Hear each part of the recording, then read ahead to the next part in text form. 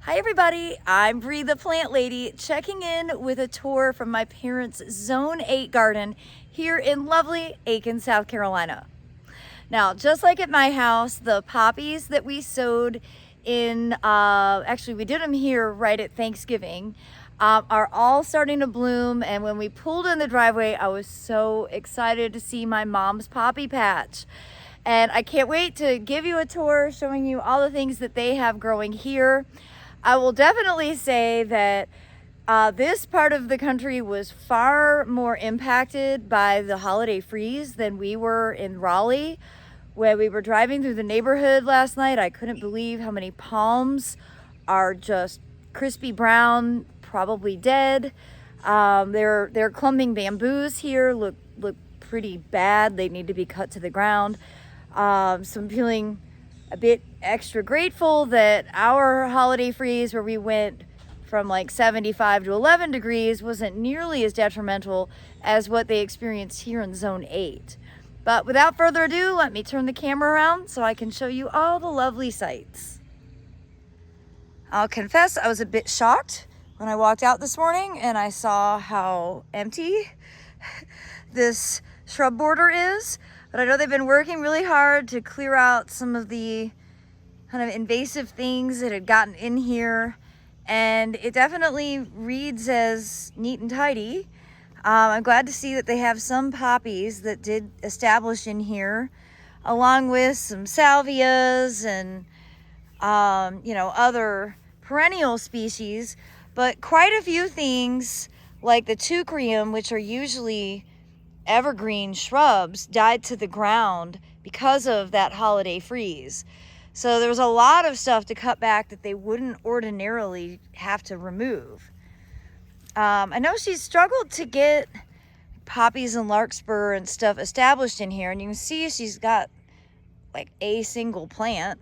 I'm not really sure why, but maybe we'll get to try again this fall now that they have some of the more I don't want to say invasive, but to a degree, they had some plants that were regionally native, but really took over this border and made it really hard to maintain.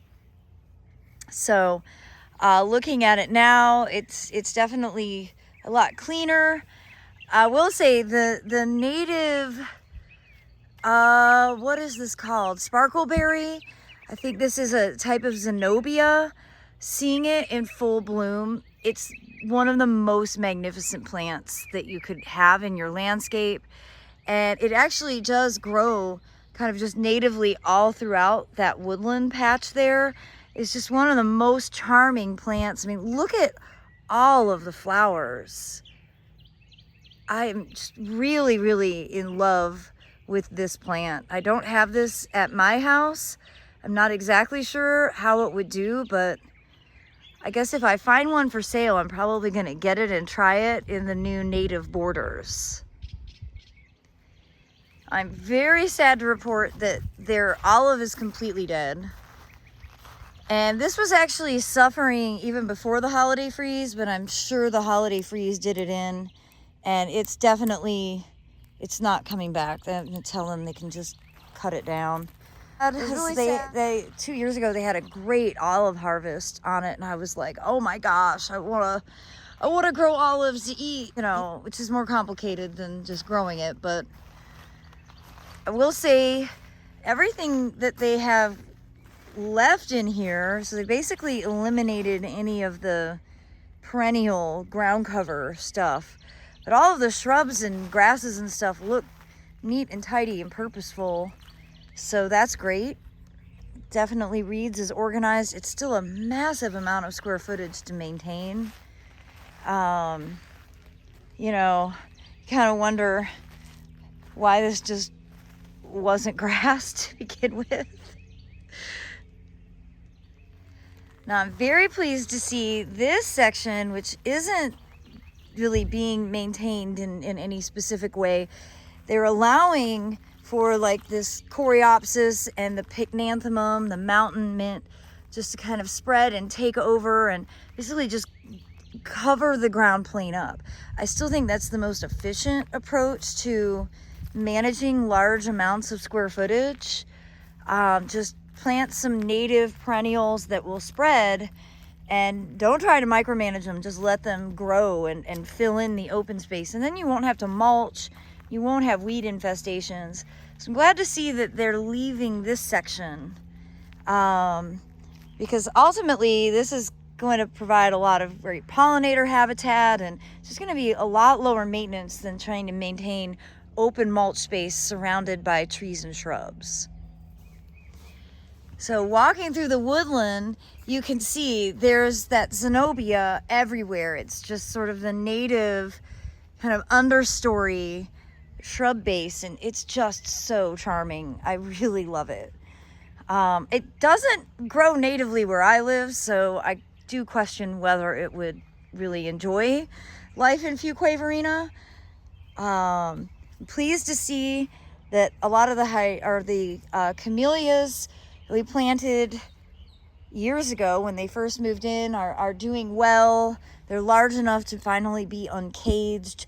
They do have a crazy deer population in this neighborhood that just devour everything.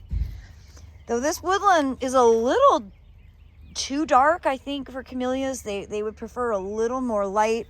You can see it's predominantly oaks, and the oaks aren't very tall, but they're dense. And of course you see some pines. These are all longleaf pines, Pinus palustris. And I do love this native woodland section.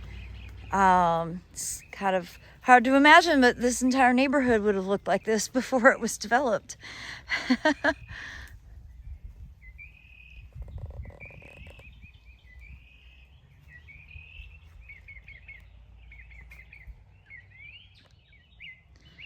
So out here in the foundation landscape, if you've watched these videos in the past, I'm sure you remember the high impact Tagetes lemonii, which is a plant that gets very, very large. So these have been trimmed back, and they actually cut them to the ground after the holiday freeze.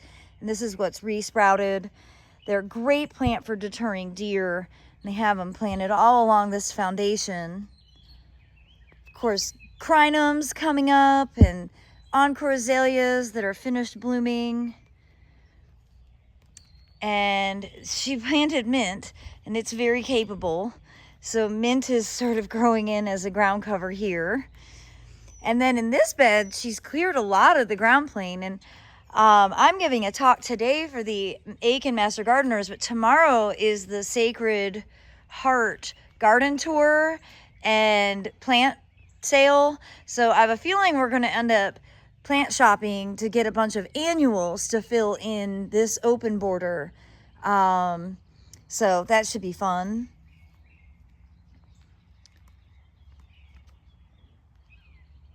You know, every couple of years, really, I think this is 5 years now that they've been here, or going on 5 years. Kind of have to reevaluate the landscape and, you know, get rid of some of the things that are a little too aggressive. I will say I love this Carex.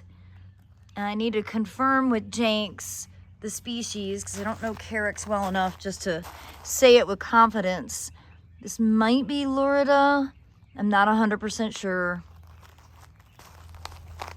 Now, there's something going on with these two encores here, which I'm not exactly sure why they look so bad. But you can see these other azaleas look great, and the Edgeworthia is really just gangbusters, fabulous. And of course you can see a wonderful amaryllis in full bloom. I absolutely love these double forms, and of course, you know, they're totally reliably hardy here in the southeast, so you can plant them in the ground. This is seeded about a week and a half ago with marigolds and cosmos, and I think I put in some zinnias also in here, because I'm going to go in more with annuals this year, because I did lose a lot of my perennials with that cold Christmas weather. Yeah, I was shocked when I walked out here, but now that I see what you've done, I see lots of good plants. So let's do a quick ID. Yeah. So this is actually a cilantro. Yep, I put cilantro in here. I'm trying to get that white filler flower like you have up at your place. It looks nice that way. Yep, and carrots too. And carrots. Uh-huh. And then this might actually be cosmos here. And those, I think, are marigolds.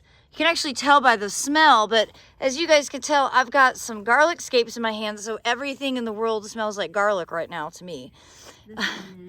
This one's cosmos too. I'm on a cosmos kick, so. Me too. I got a whole bunch of different varieties of cosmos, and I really want to do some early seeding of that, because I think seeding now for cosmos will give you like a June display. Yep.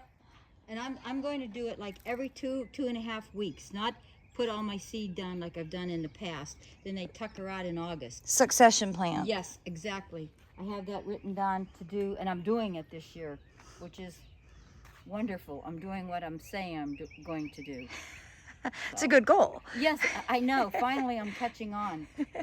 So I have a feeling we'll be planting some containers this weekend too. And in this bed, you can see the rosemary is doing great. And the roses are beautiful. I've got to say, I really do I like roses in other people's gardens. I don't want to maintain roses, and I don't like thorny plants. But this is a really beautiful rose, and it actually does smell nice. Like this knockout rose to me is sort of pointless because it doesn't smell. And usually the brugmansias are like stem hardy, but this year, because of the holiday freeze, those died to the ground. So, just a massive amount of cutback as a result of that holiday freeze, which I know a lot of people can relate to.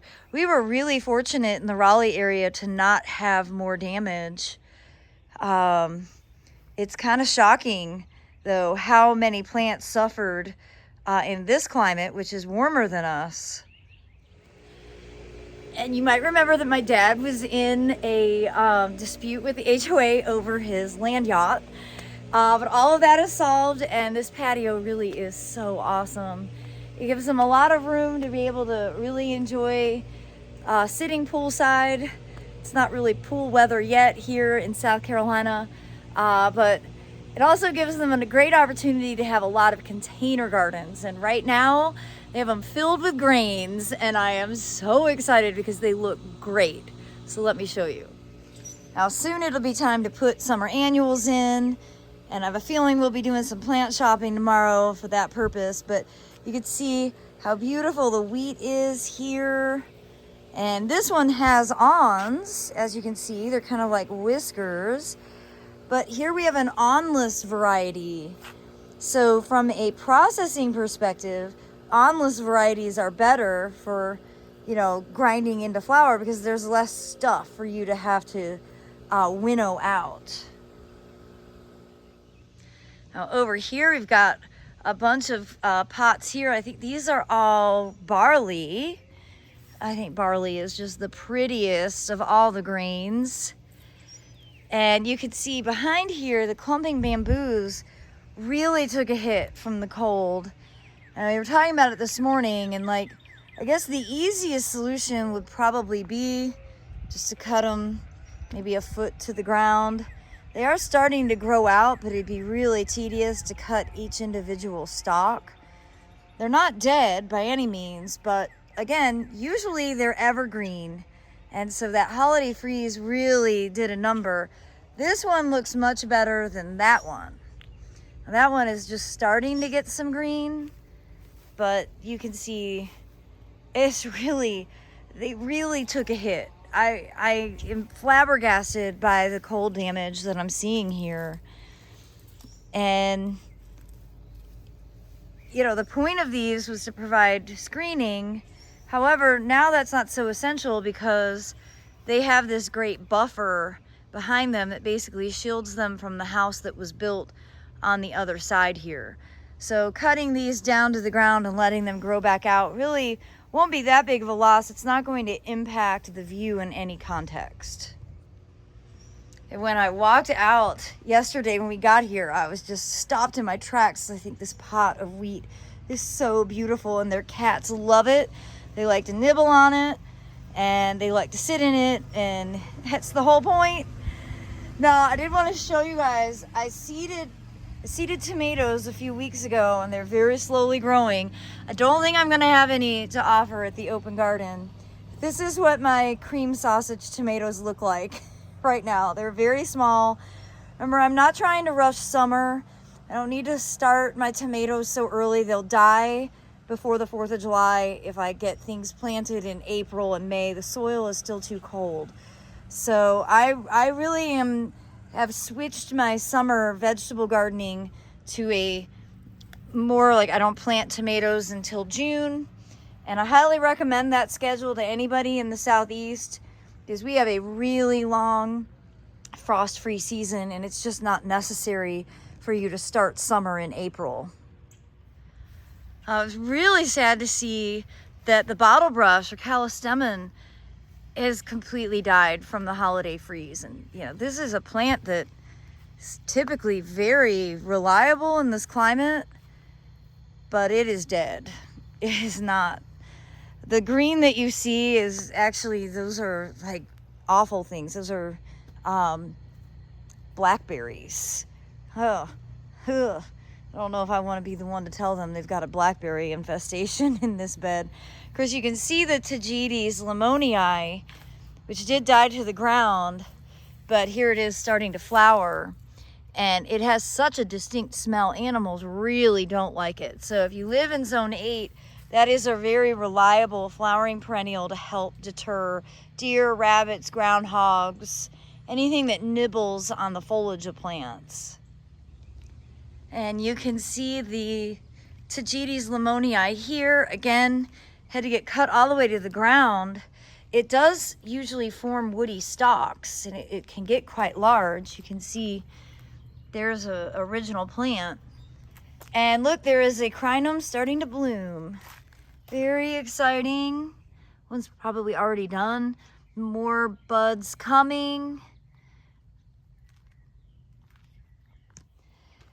So here in the woodland, Mom was just pointing out, you know, they had quite a few citrus planted, which typically are reliably hardy here. First, I want to note the camellias look great. So I'm really happy about that. Thank you. But the citrus is clearly dead, but there's a piece growing at the base. However, this is an important thing to notice because this is grafted and it's hard to differentiate whether that's understock growing or if it's actually on the desirable plant. So this is an Augusta hardy pink grapefruit, but it's on probably Pancyrus trifoliata rootstock. So the question is the graft union here? And that's growing right above it, or is it here? And it's really hard to tell. I think at the very least, the entire thing needs to be cut down to this point because it's not alive up here. All of this is dead. It's thorny, so you have to be careful. But really tricky to actually figure out whether that's understock or good plant. Well, here we're just trying to figure out why there's great density here, and then a gigantic open space, and then a little more over there.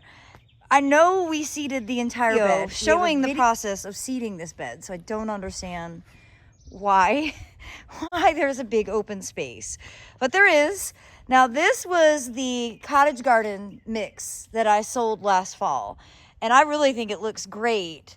It is larkspur, Reese poppies, California poppies, Eschscholzia, and daikon radish right here. And oh, Mom, you do have nigella coming up in here, but it's this. But it's what? It's this plant right here is the nigella, and it's not quite blooming yet. Okay, good. But so you do have it. All right, excellent. And the clumps of grains look great. This is barley, that is rye, and then there were 2 different varieties of wheat. And I love them as clumps. I think they look like ornamental grasses, and they're just so pretty. Good to see your brugmansias here are coming back. You know, it's amazing how in past years they haven't died to the ground, and this year they did. Like big time died to the ground. But I am perplexed as to why you have a giant open space. I know we covered the entire thing with seed. I know, I remember.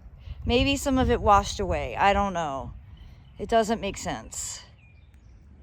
Well, I hope you have enjoyed part 1 of my parents' garden tour today. There was so much to cover that I decided I needed to cut it in half. So be sure to stay tuned and watch tomorrow's video as we continue to explore their beautiful Zone 8 Aiken, South Carolina garden. Thanks so much for watching, everybody.